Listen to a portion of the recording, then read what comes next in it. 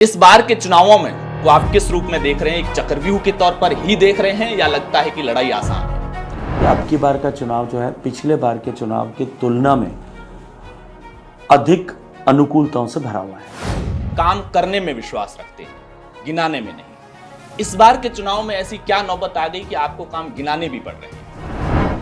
लेकिन कांग्रेस के जो वर्तमान में कैंडिडेट हैं, उन्होंने एक झूठा नैरेटिव घड़ने की कोशिश की। वो रोज इस बात की दुहाई देते हैं कि मैं झूठ नहीं बोलता हूं एक बार भी जीवन में, और रोज झूठ बोलते हैं कि 40% एमपी लैट जो है वो गजेंद्र सिंह जी खर्च नहीं कर पाए।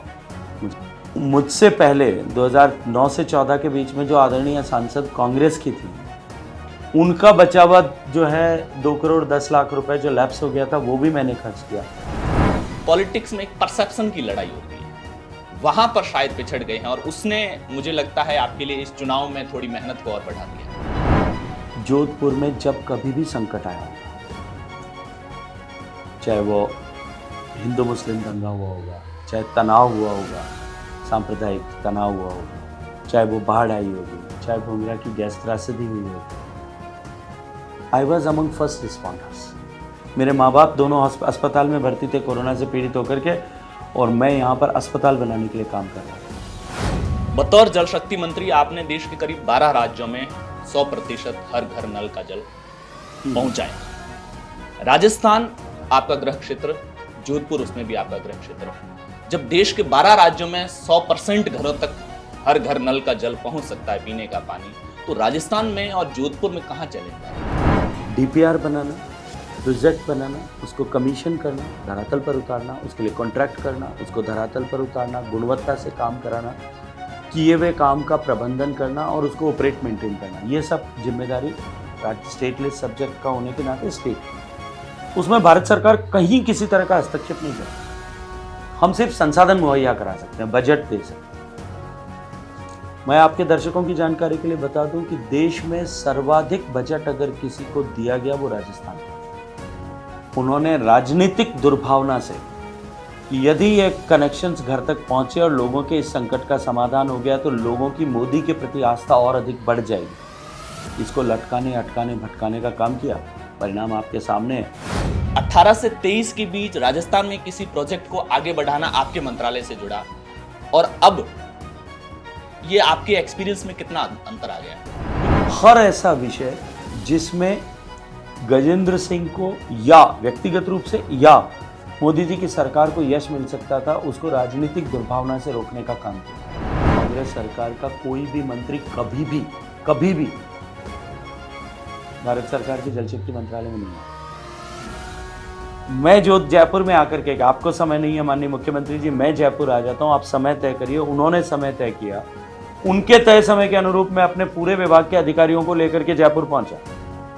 माननीय मुख्यमंत्री जी ने रात को 9 बजे, सुबह 9 बजे मीटिंग थी, मेरे ऑफिस को एक मैसेज भेज करके लिखवा दिया, एक ईमेल भेज करके मुख्यमंत्री नहीं आता। सवाल अगर को हटाते हैं, देश में फिर से प्रधानमंत्री मोदी बनते हैं, स्टेट में बीजेपी गवर्नमेंट है और जोधपुर से आप सांसद बनते हैं, इसमें भी अगर नहीं लगा, तो क्या ईआरसीपी के तरह ही पश्चिमी राजस्थान के लिए कोई विशेष प्रयास होंगे और जोधपुर संसदीय क्षेत्र के लिए अगले 5 साल में आपका क्या कुछ है? मैं जब सांसद बना 2014 में, जोधपुर शहर को कनेक्ट करने वाली कोई भी रोड, चाहे जोधपुर से बाड़मेर जाती है, चाहे जोधपुर से जैसलमेर जाती है, चाहे जोधपुर से नागौर जाती है, चाहे जोधपुर से बर होते तक नेशनल हाईवे को कनेक्ट करती है, चाहे पाली जाती है, चाहे जोधपुर से सरदार शहर होकर सरदार समंद होकर के सोजत तक जाती है, या पोखरन से होते हुए वापस बीकानेर तक जाती है। कोई भी सड़क नेशनल हाईवे जो है वो 2 लेन सड़क से अतिरिक्त और कुछ नहीं है।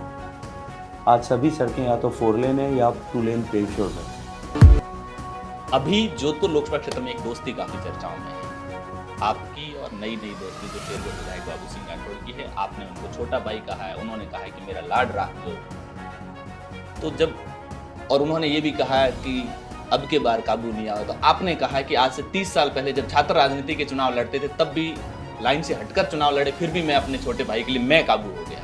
सीमाजन कल्याण समिति में लंबे समय तक आपने काम किया, उसमें विशेष तौर से जो पोखरण विधानसभा जो आपके लोकसभा क्षेत्र के एरिया है उसमें बहुत लंबे समय तक आपने काम किया है। तो उस वक्त के अनुभवों के बारे में थोड़ा दर्शकों को बताइए, क्या आपकी जिम्मेदारियां रहती थी, क्या कुछ कामकाज रहता था, और क्षेत्र में वहां के लोगों ने कुछ ऑफ कैमरा जो बात की, थोड़ा सा पॉलिटिकली असहज भी हो सकते हैं, कि वहां के जो विधायक है प्रतापपुरी में, वो जब विधानसभा के चुनाव थे तो वो झोली फैला रहे थे लोगों के सामने कि मोदी जी के नाम पर वोट दो। लेकिन जब इस बार मोदी जी का खुद का चुनाव है, तब वो इस बार उस लेवल पर झोली नहीं फैला रहे, केवल भाषण दे रहे हैं। मैं जिसमें लोकसभा क्षेत्र है वहां एक युवा नेता रविंद्र सिंह भाटी, जिसको आपने बीजेपी में लाने की कोशिशें भी की, काफी उसमें विधानसभा चुनाव से पहले कामयाबी मिली, लेकिन वो फिर अलग हो गए, इस बार वहां लोकसभा चुनाव लड़ रहे हैं। कहाँ कम्युनिकेशन गैप रह गया, और क्या इस बार वो वहां पर बीजेपी के लिए एक चैलेंज है?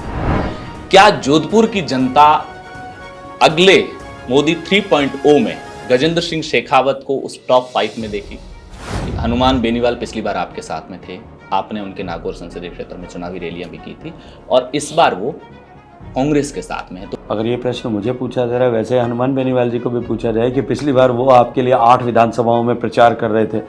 नमस्कार, पॉलिटिकल पंचायत देख रहे हैं आप, आपके साथ मैं हूं हिंगलाज दान, और इस समय हम जोधपुर में हैं। जोधपुर की राजस्थान की सियासत कहें या फिर राष्ट्रीय राजनीति में कहें, एक अलग पहचान है।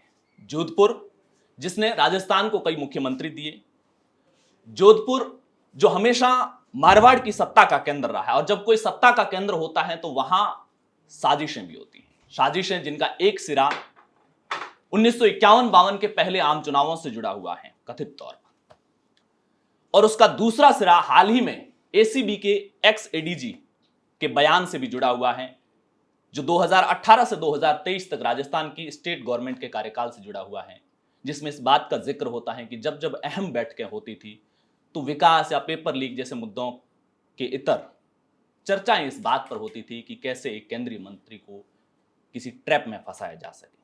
हालांकि उसमें उन्होंने नाम किसी का नहीं लिया, लेकिन सब जानते हैं कि वो जिक्र केंद्रीय मंत्री गजेंद्र सिंह शेखावत का था, और इस वक्त हमारे साथ चर्चा के लिए गजेंद्र सिंह शेखावत खुद हैं। हमने साजिशों का जिक्र किया। इस बार के चुनावों में को आप किस रूप में देख रहे हैं? एक चक्रव्यूह के तौर पर ही देख रहे हैं, या लगता है कि लड़ाई आसान है? देखिए, अगर मैं नेशनल पर्सपेक्टिव में देखूं तो अब की बार का चुनाव पिछले 2 लोकसभा के चुनावों की श्रृंखला में ही जुड़ा हुआ है। 2014 से पहले जिस तरह की परिस्थितियां पूरे देश भर में थी, देश हर मोर्चे पर विफल हो रहा था, भ्रष्टाचार चरम पर था, और भ्रष्टाचार का इंस्टीट्यूशनलाइजेशन हो गया था। आतंकवादी घटनाएं हर छोटे छोटे अंतराल के बाद में देश में हो रही थी, और जिस तरह की परिस्थितियां बनी थी उनको देख करके सामान्य मानवी का इस लोकतांत्रिक व्यवस्था से विश्वास डगमगाने लग गया था। तब देश की जनता ने सारे पॉलिटिकल पंडितों के कयासों को ठुकराते हुए, उनको नकारते हुए, 30 साल से जो परंपरा देश में चली आ रही थी कोएलिशन गवर्नमेंट की, साझा सरकारों की, उसके विपरीत जाकर के, उसके उलट जाकर के भारतीय जनता पार्टी को पूर्ण बहुमत की सरकार बनाने का आशीर्वाद दिया, क्योंकि नरेंद्र मोदी जी को एक आशा की किरण के रूप में उन्होंने देखा।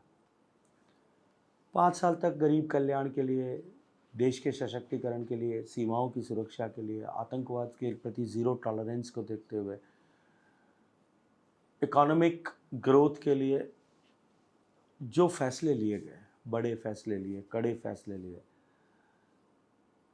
सरकार की योजनाओं को धरातल पर उतारने को लेकर के जिस तरह से नया गवर्निंग मॉड्यूल बनाया कि जो भी योजना बनेगी उसको 100% पात्र व्यक्तियों तक पहुंचना सुनिश्चित करेंगे। इस सब के चलते हुए देश की जनता ने 2019 में विश्वास के साथ में मत किया, भरोसे के साथ में मत किया। और क्योंकि उस समय के पार्टी के अध्यक्ष आदरणीय अमित शाह जी ने ये संकल्प रखा था कि हम अब की बार 300 के पार जाएंगे, देश की जनता ने वो आशीर्वाद दिया। इस 5 साल में जिस तरह से भारत का स्वरूप परिवर्तित हुआ 19 से 24 के बीच में, भारत की प्रति देखने का नज़रिया पूरे विश्व भर का बदला। भारत में जो योजनाएं 10 साल में इम्प्लीमेंट हुई धरातल में, उनके चलते हुए गरीब की जीवन में परिवर्तन आया। 25 करोड़ लोग गरीबी की रेखा से बाहर निकल पाए। और देश की अर्थव्यवस्था फ्रेजाइल 5 से निकल करके टॉप 5 इकोनॉमीज़ में पहुंची, दुनिया की सबसे बड़ी 5 अर्थव्यवस्थाओं में। और पूरी दुनिया ने इस बात को माना कि भारत सबसे तेज गति से न केवल बढ़ रहा है, अभी तो तीसरी बड़ी अर्थव्यवस्था तीसरे कार्यकाल में होगी, ये सुनिश्चित हो गया है। ऐसी परिस्थिति में अब जनता, जब भारत विकसित हो सकता है, ये जनता के मन में विश्वास है। इस विश्वास से लबरेज होकर के विकसित भारत की आधारशिला रखने के लिए मतदान करने वाली है। ये नेशनल पर्सपेक्टिव है। और क्योंकि लोकसभा का चुनाव नेशनल पर्सपेक्टिव्स के चारों तरफ ही इर्द गिर्द घूमता है। पिछला चुनाव निश्चित रूप से बड़ी चुनौती थी, क्योंकि हम राजस्थान विधानसभा में चुनाव हार गए थे। जोधपुर लोकसभा क्षेत्र के दृष्टिकोण से बात करूं तो 8 विधानसभाओं में से 6 में कांग्रेस पार्टी के विधायक जीते थे। सम्मानीय मुख्यमंत्री अशोक गहलोत साहब इसी लोकसभा क्षेत्र के, इसी विधानसभा क्षेत्र के निवासी थे, यहीं के विधायक थे। और उनका 50 साल की एक पॉलिटिकल लीगेसी थी। 5 बार सांसद होने के नाते, 3 बार केंद्रीय मंत्री होने के नाते, तीसरी बार मुख्यमंत्री होने के नाते उनकी अपनी बहुत गहरी रूट्स थी। और जब उन्होंने अपनी प्रतिष्ठा का प्रश्न बना करके अपने पुत्र को यहाँ चुनाव के मैदान में उतारा था, तो निश्चित एक चुनौती दिखाई देती थी, बड़ी चुनौती थी। पूरी सरकार के सामने लड़ना था, सरकार के तंत्र और मशीनरी के सामने लड़ना था। लेकिन आप देखिए, चुनाव क्योंकि नेशनल पर्सपेक्टिव के इर्द गिर्द रहा, जनता मोदी को आशीर्वाद देना चाहती थी। जनता ने बड़े बहुमत के साथ में गहलोत साहब को भी नकार दिया। अब की अगर उससे तुलना करें तो अनुकूलताएं बहुत हैं। 8 में से 7 विधानसभाओं में भारतीय जनता पार्टी बड़े बहुमत के साथ में जीत करके आई है, एक बड़े प्रचंड बहुमत के अंतर के साथ में जीत करके आई है। सरकार भारतीय जनता पार्टी की बनी है। जनता ने डबल इंजन की सरकार बनाने के इरादे के साथ में माननीय मोदी जी की गारंटी के आधार पर, नाम पर विधानसभा के चुनाव में मतदान किया है।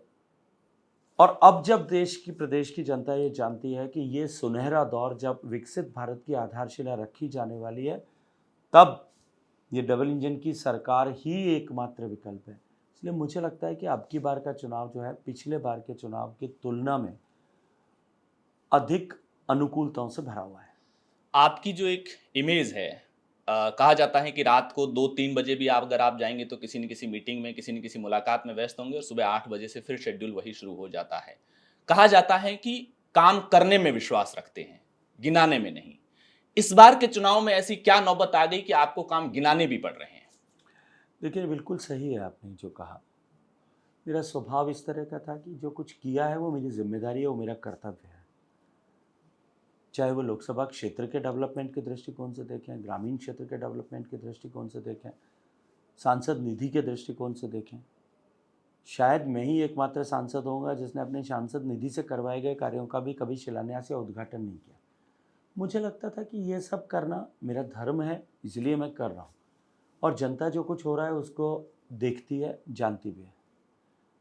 लेकिन कांग्रेस के जो वर्तमान में कैंडिडेट हैं, उन्होंने एक झूठा नैरेटिव घड़ने की कोशिश की। आप उनके भाषण उठा करके देखिएगा, वो रोज़ ये दुहाई भी देते हैं। और मुझे लगता है दुहाई देने की आवश्यकता उसी के पड़ती है जिसके मन में कहीं संशय हो, कोई जो है मन में कहीं संदेह होता है। वो रोज़ इस बात की दुहाई देते हैं कि मैं झूठ नहीं बोलता हूँ एक बार भी जीवन में। और रोज़ झूठ बोलते हैं कि 40% MP लैट जो है वो गजेंद्र सिंह जी खर्च नहीं कर पाए। मुझे नहीं लगता कि उनके पास उसका क्या आधार है।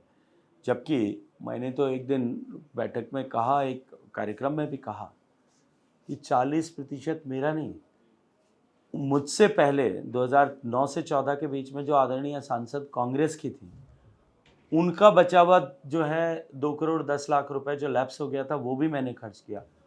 उनसे पहले जो सांसद थे 2004 से 9 के बीच में, आदरणीय जसवंत सिंह जी, क्योंकि सामान्यतया लास्ट में कुछ जो अनुशंसाएं होती हैं तकनीकी कारणों से कैंसिल हो जाती हैं, तो वो कुछ अधिशेष पैसा बचता है। वो अधिशेष पैसा 66 लाख रुपए और चंद्रेश कुमारी जी का बचा हुआ पैसा 2 करोड़ 10 लाख रुपए, उस 2 करोड़ 76 लाख पे जो इंटरेस्ट अर्न हुआ 65 लाख, वो सब मिला करके भी लगभग 4 करोड़ रुपए वो भी मैंने खर्च कर दिया। तो वो शायद आंकड़ों की उनको जानकारी नहीं होगी, या फिर वो इस तरह के झूठ घड़ करके अपने प्रति एक विश्वास हासिल करने की कोशिश कर रहे होंगे, क्योंकि उनके पास और तो कुछ कहने को नहीं है। न तो कोई भ्रष्टाचार का दाग लगा सकता है, न कोई किसी और विषय की चर्चा कर सकता है। तो केवल एक ही चर्चा करने का बिंदु है, तो झूठ बोल करके तो तब मुझे लोगों के सामने बताना पड़ा कि ये जो सड़कें बनी हैं, ये जो प्रधानमंत्री ग्रामीण सड़कें बनी हैं, ये जो भारत सरकार के योजनाओं का काम हुआ है, और जहाँ कहीं भी कमी रही है, योजनाओं के इम्प्लीमेंटेशन की जिम्मेदारी लगभग सारे डेवलपमेंट प्रोजेक्ट्स में स्टेट की होती है, राज्य सरकार की होती है, चाहे वो पीने का पानी हो और चाहे वो स्वच्छता का विषय हो, ये और चाहे प्रधानमंत्री आवास बनाने का विषय हो। राज्य सरकार ने दुर्भावनापूर्वक यहाँ पर कुछ विषयों को रोका था, नहीं हो पाया था। इसलिए मुझे ये बात मुखर होकर के आपकी पहली बार लोगों के सामने कहना भी पड़ा और जो है रखना भी पड़ा है। मैं अभी थोड़े दिन पहले एक प्लेटो की पुस्तक पढ़ रहा था। मुझे हवाई जहाज में ही किसी सज्जन ने, जो इस विषय को देख रहे थे, नोटिस कर रहे थे, आप ही की बिरादरी के व्यक्ति थे, पॉलिटिकल जर्नलिस्ट थे, उन्होंने मुझे अपने किंडल पर खोल करके वो किताब दिखाई। उन्होंने कहा कि नेता को जो काम करता है वो करने के साथ साथ में उसको दिखाना भी होना चाहिए। तब मुझे लगा कि मुझे अपने भाषण में एक आध बार जो कुछ किया है उसका उल्लेख भी करने की आवश्यकता है।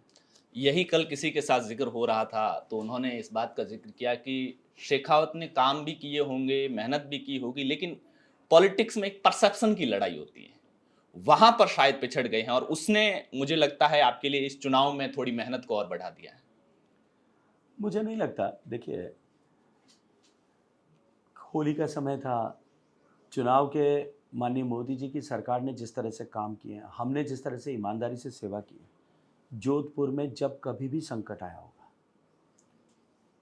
चाहे वो हिंदू मुस्लिम दंगा हुआ होगा, चाहे तनाव हुआ होगा, सांप्रदायिक तनाव हुआ होगा, चाहे वो बाढ़ आई होगी, चाहे भूंगरा की गैस त्रासदी हुई होगी, I was among first responders. मैं हमेशा धरातल पर लोगों के साथ में खड़ा था। चाहे कोरोना की आपदा आई होगी, तो मैं यहाँ धरातल पर खड़े होकर के गांव-गांव में घूम करके उनके यहाँ ऑक्सीजन की व्यवस्था कैसे हो सकती है, 1000 के लगभग कंसंट्रेटर्स हमने पूरे जोधपुर और आसपास के सराउंडिंग एरियाज़ में दुनिया के अलग अलग कोनों से मंगा करके बिना किसी सरकारी तंत्र के हमने डिस्ट्रीब्यूट किए थे। गैस जो है प्रोडक्शन प्लांट्स बनाए थे, ऑक्सीजन प्रोडक्शन प्लांट्स ला करके दिए थे, नाइट्रोजन के प्लांट को ऑक्सीजन के प्लांट में कन्वर्ट किया था, 7 दिन में एक अस्पताल बनाया था। देश भर से जो है दवाइयाँ रिसोर्स करके जोधपुर के लोगों को सहायता मिल सके, इसलिए इन्फ्यूज़ किया था धरातल पर रह करके। मेरे माँ बाप दोनों अस्पताल में भर्ती थे कोरोना से पीड़ित होकर के, और मैं यहाँ पर अस्पताल बनाने के लिए काम कर रहा था। लेकिन इस तरह का नैरेटिव गढ़ने की कोशिश की गई, तो उसको क्लियर करने के लिए मुझे लोगों को सिर्फ थोड़ा सा याद दिलाने की आवश्यकता थी जो मैंने काम किया है।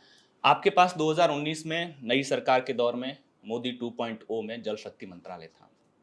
बतौर जल शक्ति मंत्री आपने देश के करीब 12 राज्यों में 100% हर घर नल का जल पहुंचाया। राजस्थान आपका गृह क्षेत्र, जोधपुर उसमें भी आपका गृह क्षेत्र। जब देश के 12 राज्यों में 100% घरों तक हर घर नल का जल पहुंच सकता है, पीने का पानी, तो राजस्थान में और जोधपुर में कहाँ चैलेंज आए? मैंने अपने भाषण में अभी जिस दिन होली का मिलन, कार्यकर्ताओं का स्नेह मिलन था 54 मील पर, उस दिन भी कहा था। मैंने उससे अतिरिक्त भी इस बात को, विषय को रखा, अनेक बार मीडिया की चर्चा करते हुए भी कहा है। मैं आपके सामने भी एक चीज़ स्पष्ट कर देना चाहता हूँ। संविधान निर्माताओं ने जो 3 तरह की सूचियाँ बनाई है, एक सेंट्रल लिस्ट सब्जेक्ट है, देश की सुरक्षा, atomic energy, telecommunication, railways, passports, international relations, ये सब देश की सरकार के विषय, जहाँ राज्य सरकारों का प्रत्यक्ष हस्तक्षेप नहीं हो सकता। इस संघीय ढांचे में दूसरे कुछ विषय ऐसे हैं जो कंकरेंट लिस्ट में है, जो समवर्ती सूची में, जहाँ राज्य और देश की सरकार दोनों मिलकर के काम कर सकते हैं। तीसरी सूची है जो प्योरली स्टेट सब्जेक्ट की सूची है, जिसमें कृषि भी है और जल भी है। तो पीने का पानी भी स्टेट लिस्ट सब्जेक्ट का विषय है। माननीय मोदी जी की सरकार ने यह संकल्प व्यक्त किया कि हम देश के प्रत्येक घर तक पीने का पानी पहुंचाएंगे। हमने उसके लिए गाइडलाइन बनाई, क्योंकि अलग अलग राज्यों की अलग अलग तरह की भौगोलिक परिस्थितियां, अलग अलग तरह की प्रिपेयर्डनेस है, तैयारी है, अलग अलग तरह की धरातल की स्थितियां हैं।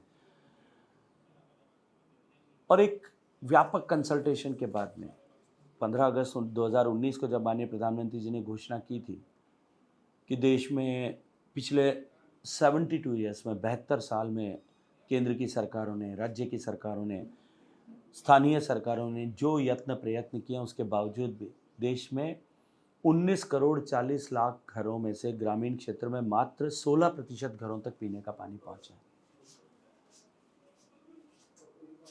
और आने वाले 4-5 साल में हम 2024 के अंत तक हर घर तक पीने का पानी पहुंचे, इसको सुनिश्चित करेंगे। और उन्होंने उसी दिन कहा था, बहुत बड़ा काम है, जिस काम को करने में 72 साल में मात्र 3 करोड़ 23 लाख घरों तक पानी पहुंचा है, शेष बचे हुए 16 करोड़ घर मीन्स 4 गुना घर तक 4 साल में, 4.5 साल में पानी पहुंचाना है। अगर जिस गति से पहले काम हो रहा था, पिछले 70 साल में काम हुआ था, उसी गति से अगर काम होता है तो हर घर तक पानी पहुंचने में अगले 2 शताब्दियां और लगने वाली थी, 250 साल। हमने एक गाइडलाइन बना करके राज्यों के साथ कंसल्टेशन करके काम करना प्रारंभ किया। कोरोना की आपदा के कारण से 2 साल का संकट हुआ, लेकिन आज मैं एक तरफ गर्व से कह सकता हूं कि जो आंकड़ा 16% पर था या 3 करोड़ 23 लाख घरों तक था, वो बढ़ करके अब लगभग 76% तक हो गया। और कुल मेगा जो है लगभग 14 करोड़ 60-70 लाख घरों तक पीने का पानी पहुंच गया। क्योंकि पीने का पानी के डीपीआर बनाना, प्रोजेक्ट बनाना, उसको कमीशन करना, धरातल पर उतारना, उसके लिए कॉन्ट्रैक्ट करना, उसको धरातल पर उतारना, गुणवत्ता से काम कराना, किए हुए काम का प्रबंधन करना और उसको ऑपरेट मेंटेन करना, ये सब जिम्मेदारी राज्य स्टेट लेस सब्जेक्ट का होने के नाते स्टेट की। उसमें भारत सरकार कहीं किसी तरह का हस्तक्षेप नहीं कर सकती। हम सिर्फ संसाधन मुहैया करा सकते हैं, बजट दे सकते हैं। मैं आपके दर्शकों की जानकारी के लिए बता दूं कि देश में सर्वाधिक बजट अगर किसी को दिया गया वो राजस्थान था। राजस्थान में 1 करोड़ कनेक्शंस कुल होने थे, 1 करोड़ 5 लाख कनेक्शन थे, लगभग 84-85 लाख कनेक्शंस होने थे। उन 84-85 लाख कनेक्शंस के total average expenditure national expenditure से 5 गुना ज़्यादा आ रहा था। देश में एक कनेक्शन करने की लागत 20,000 रुपये एवरेज आती है, राजस्थान में 1 लाख रुपये आ रही थी, लेकिन हमने प्रोजेक्ट सैंक्शन किए क्योंकि राजस्थान की आवश्यकता थी। अब जब करने की आवश्यकता, करने की जिम्मेदारी जिनके पर थी, वो फेल हुए। 27,000 करोड़ रुपए बजट के अगेंस्ट में मात्र 6-7 हज़ार करोड़ रुपए भी खर्च नहीं कर पाए। उसमें भी भ्रष्टाचार के बड़े खुलासे जो है वो निरंतर होते रहे। ईडी ने कार्रवाई की, सीबीआई ने कार्रवाई की, एंटी करप्शन ब्यूरो राजस्थान ने कांग्रेस की सरकार होते हुए भी कार्रवाई की। ऐसी परिस्थिति में राजस्थान पिछड़ता गया और मैं निरंतर 4 साल तक कहता रहा कि राजस्थान परफॉर्मेंस की दृष्टिकोण से नीचे से 32 प्रदेशों में काम चल रहा था, नीचे से निरंतर 4.5 साल तक पहले या दूसरे पायदान नीचे से उस पर लटकता और अटकता रहा। कौन जिम्मेदार था? जिन लोगों के कंधों पर इसकी जिम्मेदारी थी कि पीने का पानी पहुंचाया जाए, भारत सरकार की इतनी बड़ी योजना का लाभ लोगों को मिल सके, मोदी जी जो पैसा भेज रहे हैं उसका प्रत्यक्ष रूप से लोगों के जीवन में परिवर्तन आ सके, उन्होंने राजनीतिक दुर्भावना से कि यदि ये कनेक्शंस घर तक पहुंचे और लोगों के इस संकट का समाधान हो गया तो लोगों की मोदी के प्रति आस्था और अधिक बढ़ जाएगी, इसको लटकाने, अटकाने, भटकाने का काम किया। परिणाम आपके सामने है। देश में 12 प्रदेश, जैसा आपने कहा, वो 100% तक पहुंचे। बिहार और उत्तर प्रदेश जैसे प्रदेश जिन्होंने 1%, 2% से भी कम से काम करना प्रारंभ किया था, वो आज 80% और 98% तक पहुंच गए। तब राजस्थान क्यों नहीं कर पाया? इसकी जवाबदेही निश्चित रूप से कांग्रेस पार्टी को और कांग्रेस के नेताओं को देना ही पड़ेगी। इससे से जुड़ा एक सप्लीमेंट्री क्वेश्चन, जो आपके एक्सपीरियंस के आधार पर, कि राजस्थान में अभी स्टेट में गवर्नमेंट बने बीजेपी की 2-3 महीने का समय हुआ है, इन 2-3 महीने के अंदर ही ईआरसीपी से जुड़ा मसला हो या शेखावटी रीजन में पानी से जुड़ा हुआ मसला हो, ये सॉल्व हो गए। तो 18 से 23 के बीच राजस्थान में किसी प्रोजेक्ट को आगे बढ़ाना आपके मंत्रालय से जुड़ा, और अब ये आपके एक्सपीरियंस में कितना अंतर आ गया? देखिए, केवल पीने का पानी नहीं, मैं जो अभी आपके सामने चर्चा कर रहा था कि मैंने अस्पतालों में जो कोविड के समय में जो व्यवस्थाओं के उन्नयन के लिए, एस्केलेशन के लिए जो काम करने का बीड़ा उठाया, मैं जब गांव में घूम रहा था, सीएचसीज में जाता था, सामान्य बेड नहीं था साहब। सेतरावा की सीएचसी हॉस्पिटल में बेड नहीं था मरीज को सुलाने के लिए, कहीं ऑक्सीजन की व्यवस्था नहीं थी, कहीं मशीनें ठीक नहीं थी। मैंने तय किया अपने मित्रों से मिल करके हर सीएचसी में एक हाई एंड क्वालिटी का with all infrastructure and everything, सब कुछ जिसमें हो, ऐसा एक वार्ड बनाऊंगा। सरकार को कुछ नहीं देना था, मुझे वार्ड डेवलप करना था, पैसे के संसाधन मुझे जुटाने थे, काम मुझे कराना था, मशीनरी मुझे ला करके देनी थी, सब कुछ मुझे बनाना था। और मैं चाहूँगा कि कहीं वीडियो आप निकाल करके निश्चित रूप से आपको दिखाना चाहिए अपने दर्शकों को, जो बने हैं उसका वीडियो आप जा कर के शूट करिएगा, एक बार देखिएगा अस्पतालों में, नहीं तो कहीं से नेट पे या कहीं आपको मिलेगा। उसको रोकने के लिए 6 महीने लगे, जो है उसको रोकने के लिए 6 महीने तक प्रयास किए गए। मुझे उसकी परमिशन देने में 6 महीने सरकार ने लगाया। मैं तो कुछ नहीं ले रहा था, मैं तो दे रहा था। मैं जब कोविड के समय अस्पताल बना रहा था, डिस्ट्रिक्ट एडमिनिस्ट्रेशन मुझसे सहमति तय दे करके कि हम आपको भवन उपलब्ध कराएंगे, लेकिन ऊपर से आदेश आया, क्लियरेंस नहीं मिली, वो नहीं दिया, ताकि तब मुझे हर करके भारत सरकार की एक बिल्डिंग जो बनी थी स्किल डेवलपमेंट मिनिस्ट्री की, उसमें अस्पताल बनाना पड़ा। वहां से लेकर के और ये पानी से जुड़े हुए विषयों तक, हर ऐसा विषय जिसमें गजेंद्र सिंह को या व्यक्तिगत रूप से या मोदी जी की सरकार को यश मिल सकता था, उसको राजनीतिक दुर्भावना से रोकने का काम किया। ईस्टर्न राजस्थान कैनाल प्रोजेक्ट, चीख चीख करके मैंने कहा कि आप आइए, बैठिए, हम इसका समाधान निकालना चाहते हैं, लेकिन उसको राजनीति की गोटी की तरह यूज़ किया, हथियार की तरह यूज़ किया। लेकिन माननीय मोदी जी की प्रेरणा थी कि थक करके बैठना नहीं है और हार करके रुकना नहीं है। हमने निरंतर प्रयास किया और प्रयास करके इस स्थिति को बना के रखा कि सरकार जब बदले तो हम तुरंत उसको जो है आगे बढ़ा पाएँ। मैं आपको आश्चर्य होगा कि ईस्टर्न राजस्थान कैनाल प्रोजेक्ट पर डिस्कशन करने के लिए, हरियाणा राजस्थान कैनाल के डिस्कशन करने के लिए राजस्थान सरकार की, विगत सरकार कांग्रेस सरकार का कोई भी मंत्री कभी भी भारत सरकार के जल शक्ति मंत्रालय में नहीं आया। मैं जो जयपुर में आकर के, आपको समय नहीं है माननीय मुख्यमंत्री जी, मैं जयपुर आ जाता हूं, आप समय तय करिए, उन्होंने समय तय किया, उनके तय समय के अनुरूप मैं अपने पूरे विभाग के अधिकारियों को लेकर के जयपुर पहुंचा और माननीय मुख्यमंत्री जी ने रात को 9 बजे, सुबह 9 बजे मीटिंग थी, मेरे ऑफिस को एक मैसेज भेज करके लिखवा दिया, एक ईमेल भेज करके मुख्यमंत्री नहीं आ पाए। और उल्टा उसके उलट खुद रोकने का षड्यंत्र कर रहे थे, खुद तकनीकी रूप से उसको अटकाने की कोशिश कर रहे थे और पॉलिटिकल गेन्स के लिए घूम घूम करके मुझे नकारा, निकम्मा, अकर्मण्य, असक्षम, पता नहीं कैसे कैसे विभूषण आभूषणों से विभूषित करने की कोशिश कर रहे थे। लेकिन साहब ये जनता सब जानती है। मैंने 7 दिन तक पूर्वी राजस्थान के इन 13 जिलों का दौरा किया, लोगों के सामने वास्तविकता को रखा, जो हम करना चाहते हैं और जो वास्तव में होना चाहिए राजस्थान के हित में है, राजस्थान के, पूर्वी राजस्थान के किसानों के हित में है, पूर्वी राजस्थान के पीने के पानी के हित में, उसको हमने प्रदेश उन क्षेत्र की जनता के सामने रखा। स्थिति ये हुई कि जिस हथियार को गहलोत साहब भारतीय जनता पार्टी के या मेरे विरुद्ध खड़ा करना चाहते थे, वो उल्टा उनके विरुद्ध हथियार बन गया और वहाँ की जनता ने उनको नकार दिया। एक मीटिंग बड़ी जो है ईस्टर्न राजस्थान कैनाल के प्रोजेक्ट को केंद्रित करके, और वो पूर्वी राजस्थान के 13 जिलों में नहीं कर पाए। थोड़ा सा इससे जुड़ा हुआ और सवाल कि अगर 2024 के इलेक्शन में फिर से देश में मोदी 3.0 बनती है, एक निवेदन करता हूँ, या अगर हटा दीजिए, जितना सुनिश्चित कल सुबह का सूरज पूरब से उगेगा, वो है उतना ही सुनिश्चित यह है कि देश में प्रचंड बहुमत के साथ में मोदी जी की सरकार बनने वाली है। सवाल अगर को हटाते हुए देश में फिर से प्रधानमंत्री मोदी बनते हैं, स्टेट में बीजेपी गवर्नमेंट है और जोधपुर से आप सांसद बनते हैं, इसमें भी अगर नहीं लगाते हैं, तो क्या ईआरसीपी के तरह ही पश्चिमी राजस्थान के लिए कोई विशेष प्रयास होंगे और जोधपुर संसदीय क्षेत्र के लिए अगले 5 साल में आपका क्या कुछ विजन है? देखिए, अगर पीने के पानी के दृष्टिकोण से मैं बात करूं, जो कुछ शेष रह गया है, जिसे राजनीतिक दुर्भावना से छोड़ दिया गया या कहीं अधिकारियों की लापरवाही और उदासीनता के चलते हुए छूट गया है, उस सब को करेक्ट करके वापस पीने का पानी ठीक ही का प्रबंधन ठीक से हो, ये पहली प्राथमिकता है। किसी भी क्षेत्र के डेवलपमेंट के लिए इकोनॉमिक डेवलपमेंट जो है वो सबसे बड़ी चीज़ होती है। इकोनॉमिक डेवलपमेंट के लिए पहली आवश्यकता इंफ्रास्ट्रक्चर क्रिएशन होती है।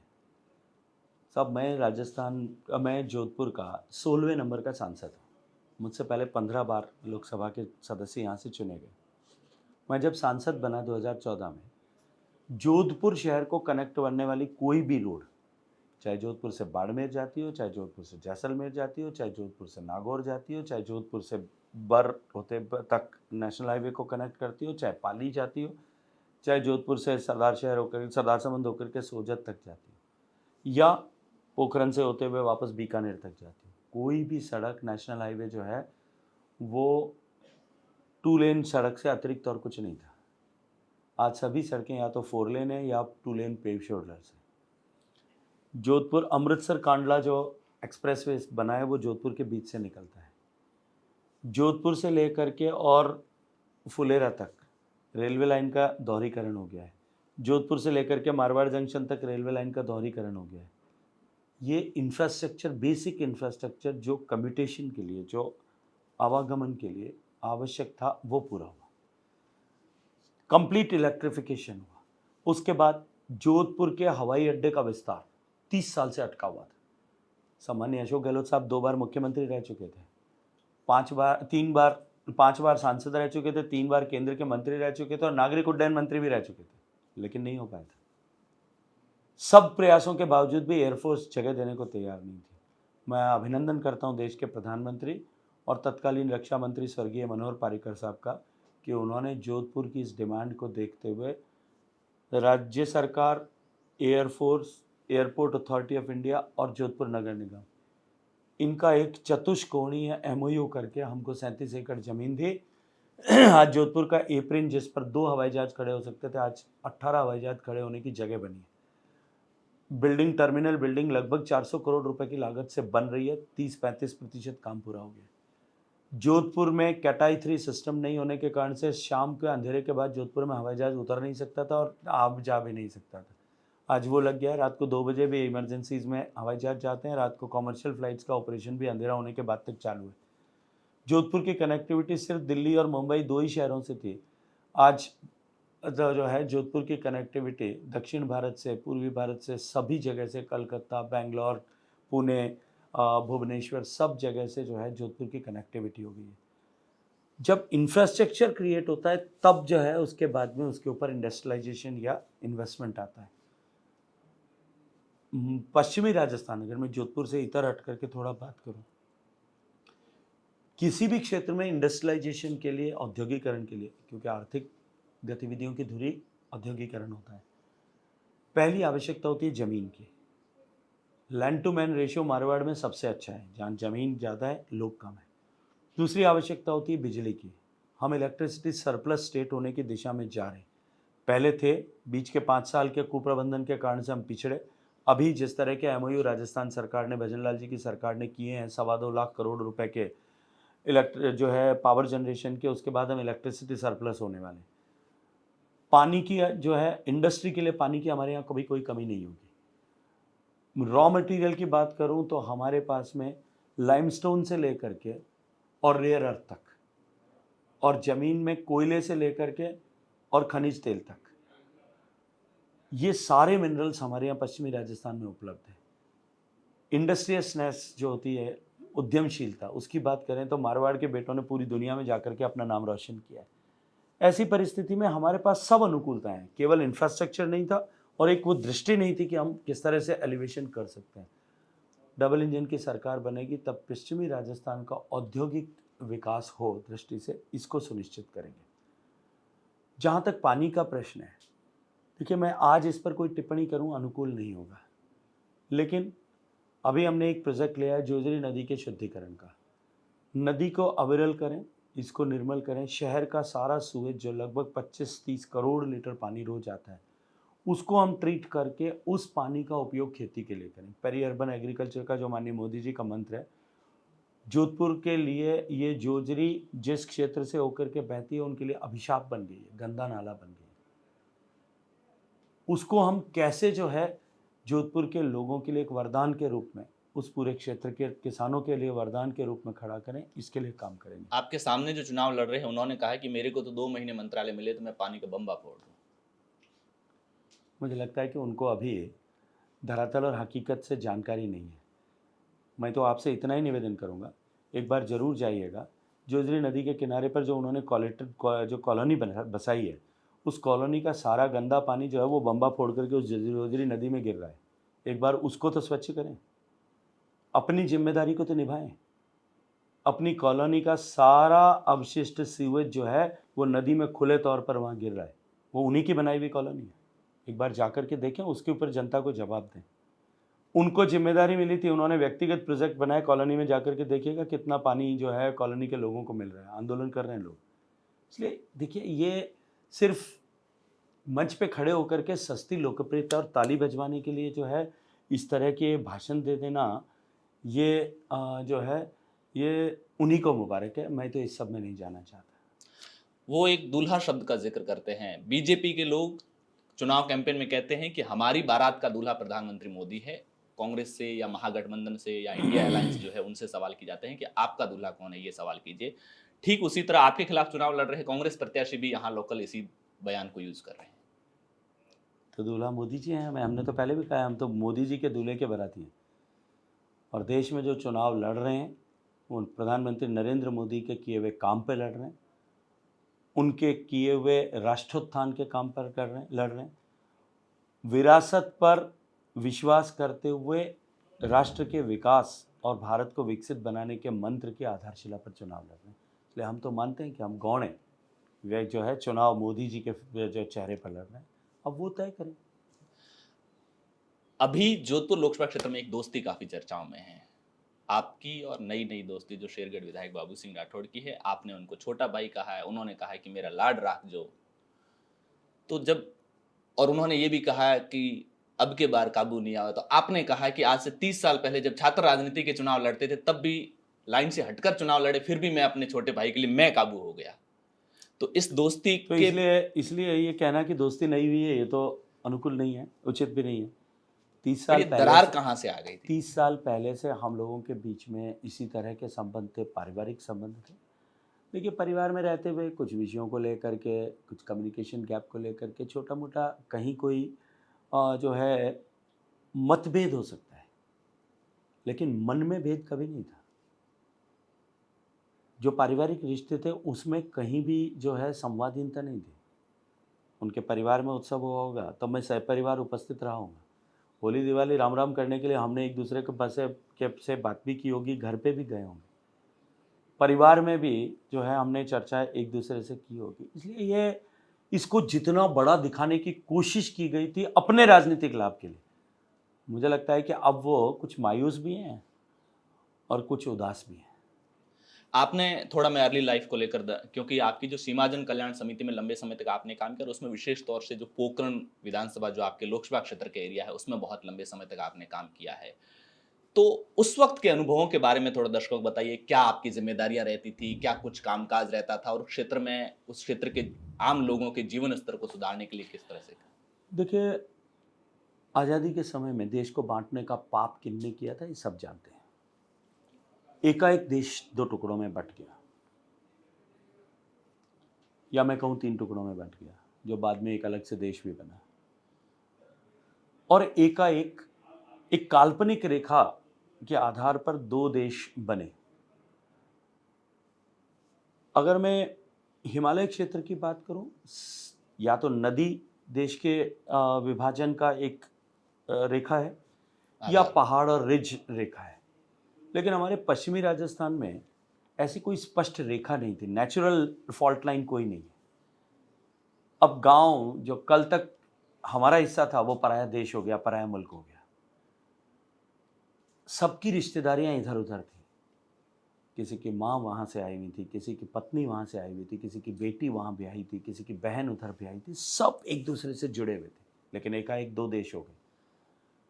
1947 से लेकर के 65 की लड़ाई तक बहुत संकट नहीं था, लोग आते जाते थे, सामान्य स्थितियाँ थी क्योंकि कोई भी तरह का बॉर्डर लाइन नहीं थी, लोगों को एहसास नहीं हुआ। लेकिन युद्ध के बाद में जब परिस्थितियाँ बदलने लगी, धीरे धीरे ये पूरा पश्चिमी राजस्थान का क्षेत्र जो है वो अराष्ट्रीय गतिविधियों का केंद्र बनने लगा। ये जो मार्ग है ये ट्रेडिशनली सदियों से सिल्क रूट का हिस्सा हुआ करता था। सेंट्रल एशिया से जो है वो मेवे, कारपेट, वहाँ उत्पादित होने वाली वस्तुएं हिंदुस्तान में आती थी। हिंदुस्तान से मसाले और ये सब वस्तुएं जो है हिंदुस्तान से सेंट्रल एशिया में इन कंट्रीज़ में जाती थी। अप टू पर्शिया तक हमारा ट्रेड होता था सदियों से। धीरे धीरे आज़ादी के बाद में ये नशीली दवाओं का ट्रेड, हथियारों के ट्रेड का मार्ग ऐसा बनने लगा। उसके कारण से वहाँ जिस तरह के आर्थिक संपन्नता कुछ विशेष वर्ग के लोगों के पास में आई, उसके कारण से पॉलिटिकल और सोशल डायमेंशंस बदलने लगे और ये पूरा क्षेत्र अराष्ट्रीय गतिविधियों का केंद्र ऐसा बन करके उभरने लगा। तब मेरे मेंटर्स ने, मार्गदर्शकों ने ये मुझे जिम्मेदारी दी और सामान्यतः छात्र राजनीति से निकलने वाले लोग उस समय में अपने लिए जिस उम्र में जिस समय में अपने लिए राजनीतिक सरजमीन को तलाशते हैं, उस समय मुझे ये जिम्मेदारी दी कि तुम्हें जाकर के सीमावर्ती क्षेत्र पर काम करना चाहिए।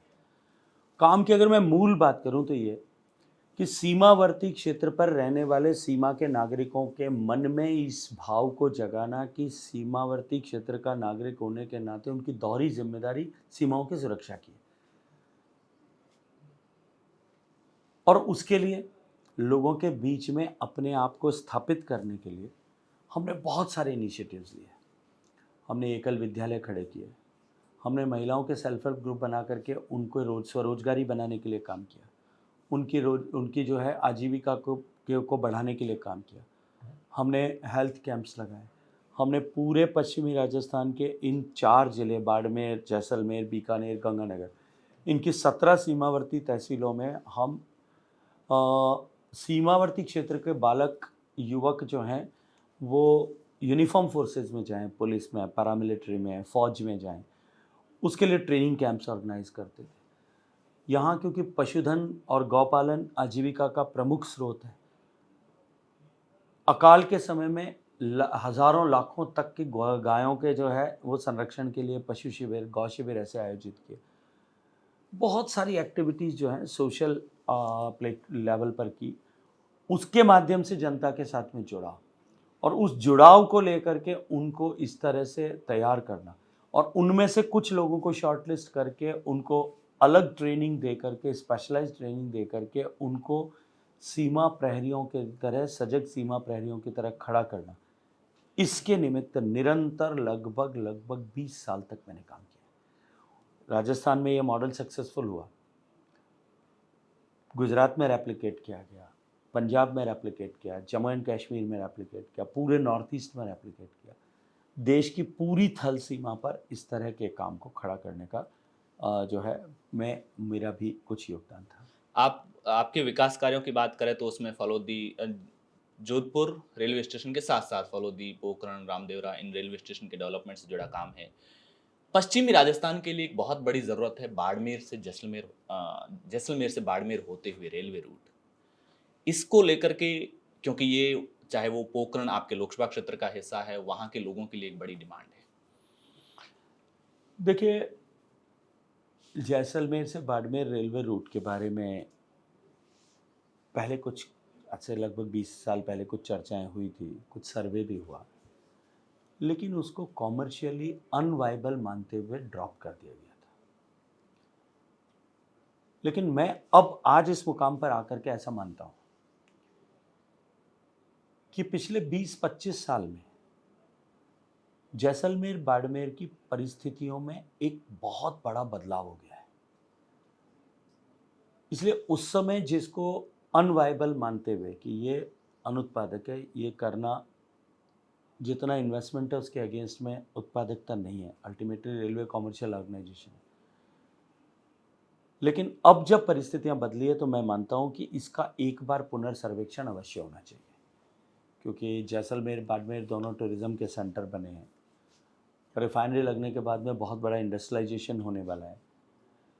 इन दोनों क्षेत्रों में इसके अतिरिक्त भी बहुत सारा जो है मूवमेंट डिफेंस का भी होता है। तो इसका एक बार वापस पुनर्सर्वेक्षण होना चाहिए और इस रेलवे लाइन का पुनर्सर्वेक्षण हो कर के एक बार इस पर पुनर्विचार हो, इस पर भी प्राथमिकता के साथ में काम करें।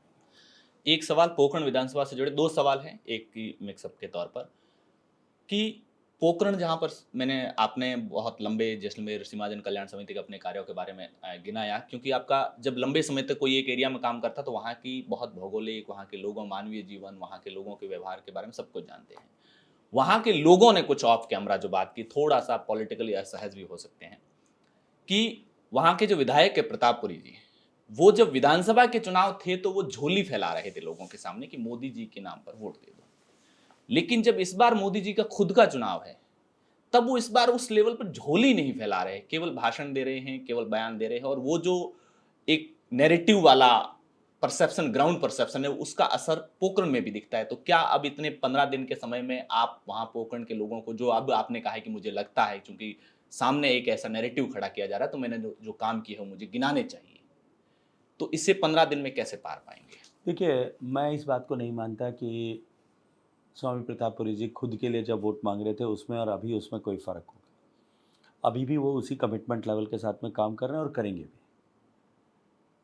और अभी आने वाले 25 दिन में सामान्यतया क्या है कि हमारी स्मृति में चुनाव के आखिरी 5-7 दिन वही रहते हैं।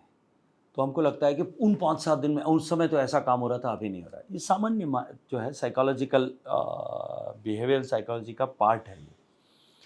हमको हमेशा ही ऐसे लगता है, हर चुनाव में लगता है, अरे पिछले चुनाव में इतने जोश से सब काम कर रहे थे, अभी कुछ नहीं हुआ। और धीरे धीरे वो आखिर में जाएंगे तब वही जोश खड़ा हो जाएगा, वही गति का आ जाएगी, वही जो है स्तर आ जाएगा। आप देखते जाइए, सभी लोग जुटेंगे। स्वामी प्रतापपुरी जी भी उसी ऊर्जा के साथ में जुटे हैं, आदरणीय सांग सिंह जी भी उसी ऊर्जा के साथ में जुटे हैं, आदरणीय शैतान सिंह जी भी उसी ऊर्जा के साथ में जुटे हैं, आदरणीय सुनीता भाटी जी भी उसी ऊर्जा के साथ में जुटी हैं, आदरणीय आयदान सिंह जी भी उसी ऊर्जा के साथ में जुटे हैं। और इसके अतिरिक्त भी पार्टी के जितने कार्यकर्ता हैं वो सब उसी संकल्प और ऊर्जा के साथ में जुटे हैं, क्योंकि सबका अल्टीमेट लक्ष्य जो है वो डबल इंजन की सरकार और मोदी जी की सरकार बनाना है।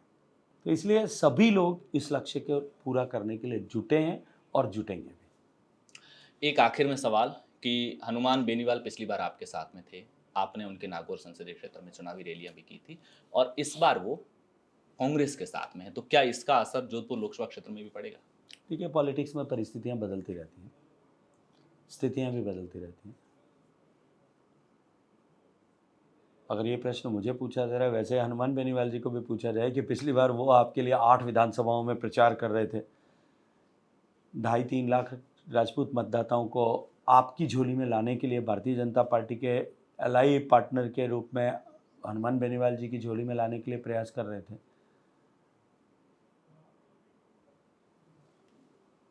तो अब परिस्थितियां आपकी, इस बदली हुई परिस्थितियों में आप चुनाव कैसे लड़ेंगे, कैसे होगा? ये प्रश्न जो है, राजनीतिक पृष्ठभूमि में काम करने वाले हम सब लोग जानते हैं कि ये परिस्थितियां बदलती रहती हैं। लेकिन मैं एक बात जानता हूँ कि मैं जाति की राजनीति नहीं करता। मैं तो एक ही बात जानता हूँ कि देश की राजनीति में मोदी जी के पदार्पण के बाद में अब राजनीति जो है वो डेवलपमेंट सेंट्रिक हो गई है, और देश की जनता भी अब 75 साल के लोकतंत्र में इतनी परिपक्व हो गई है कि हमको किस दिशा में जाना है और ऊँट किस करवट बैठने वाला है। इसलिए ये सब विषय अब बेमानी हो जाएंगे। आखिर में एक सवाल, आपके जोधपुर से लगा हुआ बाड़मेर जिसमें लोकसभा क्षेत्र है, वहाँ एक युवा नेता रविंदर सिंह भाटी, जिसको आपने बीजेपी में लाने की कोशिशें भी की, काफ़ी उसमें विधानसभा चुनाव से पहले कामयाबी मिली, लेकिन वो फिर अलग हो गए और इस बार वहाँ लोकसभा चुनाव लड़ रहे हैं। कहाँ कम्युनिकेशन गैप रह गया, और क्या इस बार वो वहाँ पर बीजेपी के लिए एक चैलेंज? देखिए, मुझे नहीं लगता कि किसी तरह का कम्युनिकेशन गैप था। हमारा आखिर तक संवाद हो रहा था, लेकिन उत्साही युवा हैं रविंदर सिंह जी, अति उत्साही भी हैं। उनके साथ में जो लोग खड़े हैं उन लोगों ने उनको किस तरह से आश्वस्त विश्वस्त किया कि उन्होंने इतना बड़ा फैसला लिया। वरना इस फैसला घोषित करने के 3-4-5 दिन पहले तक तो वो मुझे माननीय मुख्यमंत्री जी हम सब के साथ में बैठे थे और उन्होंने मुझे कहा था कि हम सब मिलकर के आगे काम करेंगे और मैं भारतीय जनता पार्टी के सहयोग करूंगा, समर्थन करूंगा, भारतीय जनता पार्टी के साथ खड़ा हूं। अब उन्होंने अपना निर्णय लिया है, लेकिन फिर मैं कहूँगा कि लोकसभा क्षेत्र बाड़मेर जैसलमेर के मतदाता भी लार्जर इंटरेस्ट में, क्षेत्र के भी और देश के भी लार्जर इंटरेस्ट में सोच करके ही मतदान करेंगे और वहाँ भी भारतीय जनता पार्टी का कमल खिलेगा। एक आप ही से जुड़ा आखिरी सवाल कि देश मंत्रिमंडल के सबसे अगर स्ट्रांग कहें तो सीसीएस होती, कैबिनेट कमेटी ऑन सिक्योरिटी, जिसमें प्रधानमंत्री के अलावा 4 टॉप मंत्री होते हैं। अब तक इस एरिया में जसवंत सिंह जसोल उस 5 साल के कार्यकाल में विदेश वित्त रक्षा मंत्री रह चुके और उस कमेटी के मेंबर रहे पूरे 5 साल तक। क्या जोधपुर की जनता अगले मोदी 3.0 में गजेंद्र सिंह शेखावत को उस टॉप 5 में देखी? देखिए, मैं ये मानता हूँ कि ये प्रधानमंत्री जी का प्रेरोगेटिव है, पहला। और दूसरा, डेमोक्रेटिक पॉलिटिक्स में और हिंदुस्तान की राजनीति में कोई टॉप 5 नहीं होता, कोई टॉप 2 नहीं होता, कोई टॉप 3 नहीं होता। वहाँ केवल और एक टॉप जो है वो एक प्रधानमंत्री होता है। इसलिए नरेंद्र मोदी जी टॉप में, जिसको जहाँ उपयोगी समझेंगे, उपयुक्त समझेंगे, वहाँ उसको जो है उपयोग मिलेंगे, वहाँ उसका उपयोग हो सकता है। जहाँ बेस्ट प्रोडक्टिविटी हो सकती है वहाँ जिम्मेदारी उसको देंगे। इन सब विषयों में न तो कोई इन विषयों से किसी तरह का कोई फ़र्क पड़ता है, कौन कहाँ काम कर रहा है, क्या काम करता है, इससे कोई फ़र्क पड़ता है, और न इन सब विषयों में जाने से कोई लाभ भी होने वाला है। इसलिए मुझे तो अब तक मेरे जीवन का फ़लसफ़ा ये है कि तुमको आज जो दायित्व मिला है उस पर पूरा काम करना। जैसा मैं अभी चर्चा करते हुए कह भी रहा था कि जब सभी लोग छात्र संघ की राजनीति से बाहर निकलते ही अपने लिए राजनीतिक सरजमीन तलाशते हैं, और मेरे पास में तमाम अनुकूलताएं थी, मेरे पास अवसर भी थे और मुझे कहा भी गया था, लेकिन फिर भी मेरे मेंटर्स ने मुझे कहा कि तुमको बॉर्डर पर काम करना है। मैंने निरंतर लगभग 2 दशक तक काम किया।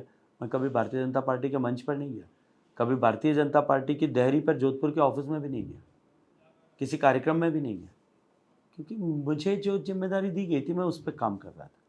मुझे अभी राजनीतिक क्षेत्र में काम करने की जिम्मेदारी दी है, मैं वो काम कर रहा हूँ। आने वाले समय में संगठन और नेतृत्व जो तय करेगा उस पर काम करेंगे, क्योंकि मैं एक बात जानता हूँ कि जहाँ भी काम करूँगा वहाँ इसी ऊर्जा के साथ करूँगा। क्यों? क्योंकि जहाँ भी काम करूँगा वहाँ लक्ष्य ध्येय एक ही होगा, और वो होगा भारत माता की जय करना। और भारत माता की जय करने के लिए जिस रास्ते पर काम कर रहे हैं उसी रास्ते पर पूरे प्राण की ऊर्जा और उत्साह के साथ में काम करें। यही मेरे जीवन का फ़लसफ़ा है। चलिए, आपने काफ़ी लंबा समय दिया, उसके लिए बहुत-बहुत शुक्रिया आपका। तो ये थे गजेंद्र सिंह शेखावत, जो इस बार आश्वस्त हैं कि जोधपुर में इस बार ट्रिपल इंजन की सरकार बनेगी और अगले 25 दिन में जो आज जिस मार्जिन के साथ बीजेपी खड़ी हुई नजर आ रही है वो मार्जिन और बड़ा होगा। पॉलिटिकल पंचायत पर ये चुनाव यात्रा यूं ही जारी रहेगी। नमस्कार।